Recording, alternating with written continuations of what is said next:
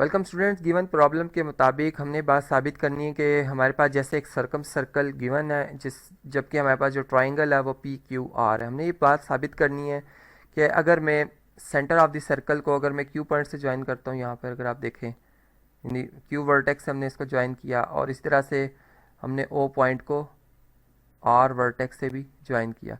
अब जो यहाँ पर हमारे पास एंगल बन रहा है, बेसिकली चले मैं इसको कह देता हूँ ये थीटा एंगल बन रहा है। हमने ये प्रूव करना है कि ये एंगल जो है अब हमारे पास इस तरह से हमारे पास अगर एक और एंगल हम बनाएं जो कि क्यू पी आर बन रहा है। क्यू पी आर कैसे बन सकता है आप देख सकते हैं, यहाँ पर हमने ग्रीन कलर में जो लाइंस ड्रॉ की हुई हैं ये बेसिकली ये एंगल जो बन रहा है Q to P and P to R, ये जो एंगल है फॉर एग्जांपल मैं कह देता हूँ ये हमारे पास फाई एंगल है। ठीक है, हमने बात साबित करनी है कि फाई जो है वो थीटा एंगल का क्या है जी, हाफ है।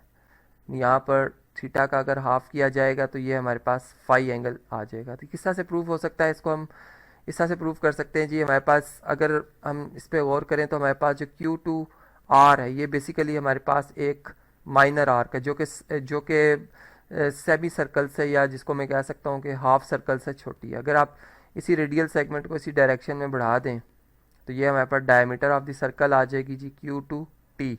और डायमीटर जो है वो बेसिकली सर्कल को दो बराबर हिस्सों में डिवाइड करता है। तो यहाँ से बिल्कुल बात कंफर्म होगी है कि क्यू आर जो हमारे पास एक आर्क हमें नज़र आ रही है ये बेसिकली क्या है जी, माइनर आर्क है। और इसमें जो हमारे पास एंगल बन रहा है, जो एंगल थीटा बन रहा है ये क्या बन रहा है जी, central angle of the minor arc है, सेंट्रल एंगल। ये बात मैंने यहाँ पे नोट कर लिया, आप इसको आपको याद रहे। ताकि इसी तरह अगर हम यहाँ पे देखें तो हमारे पास जो क्यू पी आर है ये बेसिकली सेमी सर्कल से बड़ी आर्क है। तो यहाँ पर भी हम इस तरह से कह सकते हैं जी हमारे पास जो क्यू पी आर आर्क आ रही है ये मेजर आर्क है। और चूंकि इसके जो एंडिंग पॉइंट्स हैं क्यू और आर ये बिल्कुल वही हैं जो कि ending points of the minor arc है, तो हम ये कह सकते हैं ये कोरस्पॉन्डिंग मेजर आर्क है।